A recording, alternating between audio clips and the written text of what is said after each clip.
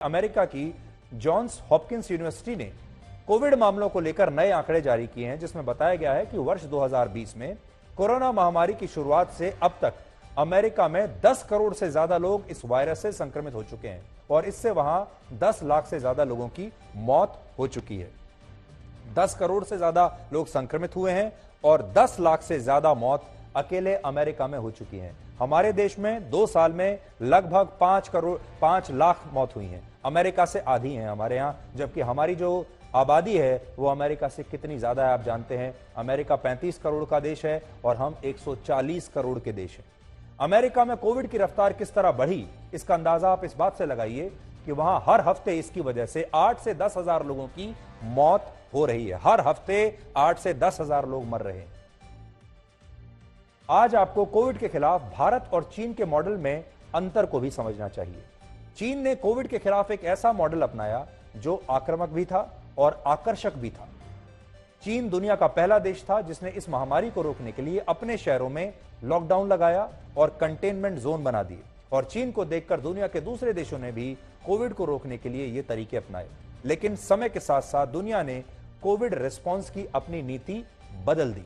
दुनिया भर ने अपने अपने हिसाब से अपनी नीतियां बनाई, लेकिन चीन अपनी इसी नीति को और सख्त बनाता हुआ चला गया और उसने जीरो कोविड पॉलिसी के मॉडल का जमकर पूरी दुनिया में प्रचार किया और कहा कि हमारा जीरो कोविड जो पॉलिसी है वो सुपरहिट है।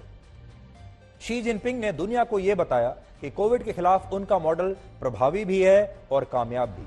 लेकिन वहां जब इसका नया वेरिएंट आया तो चीन की पोल पूरी दुनिया के सामने खुल गई। जबकि भारत ने अपने मॉडल का प्रचार नहीं किया, बल्कि हमने अपने हेल्थ इंफ्रास्ट्रक्चर पर काम किया और एक ऐसी व्यवस्था तैयार की जो इस वायरस की चेन को तोड़ने की क्षमता रखती है। हमने स्मार्ट लॉकडाउन्स लगाए और उतने ही स्मार्टली उन लॉकडाउन्स को धीरे धीरे फेजेस में खोला भी, जिससे हमारी इकोनॉमी पर भी इतना बुरा असर नहीं पड़ा और साथ ही हमारे देश के लोगों के स्वास्थ्य को भी हम काफी हद तक ठीक रख पाए।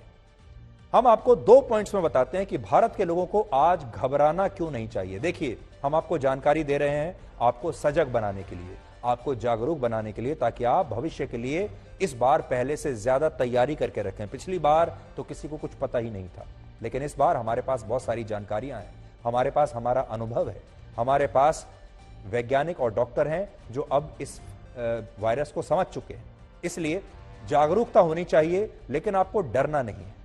पहली बात, हमारे देश के लोगों में अब एक हर्ड इम्यूनिटी पैदा हो चुकी है, क्योंकि बड़ी संख्या में लोग इससे संक्रमित हो चुके हैं और जब बड़ी संख्या में संक्रमण फैलता है पूरे समाज में तो उससे एक हर्ड इम्यूनिटी तैयार हो जाती है।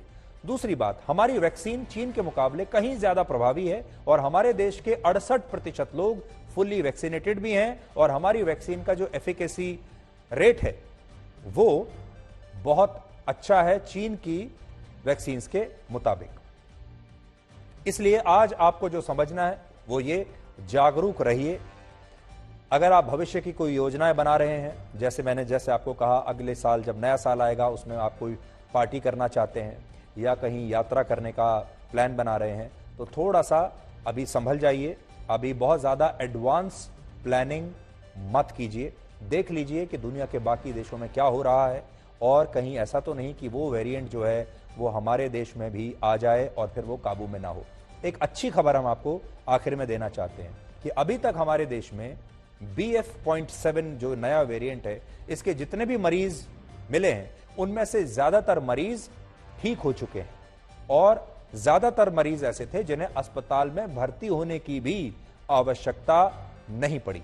इसका मतलब ये जो वेरिएंट है ये चीन में और कुछ दूसरी जगहों लोगों को तो जरूर परेशान कर रहा है, वहां पर लोग मर रहे हैं, बीमार हो रहे हैं, लेकिन हमारे देश में अभी तक जितने मामले आए हैं इसके, उनमें ज्यादातर लोग जो हैं वो जीवित, किसी की मृत्यु नहीं हुई पहली बात, और जो जिनको हुआ भी है उनकी तबीयत कोई बहुत ज्यादा खराब नहीं हुई, अस्पताल में जाने की भी आवश्यकता नहीं पड़ी।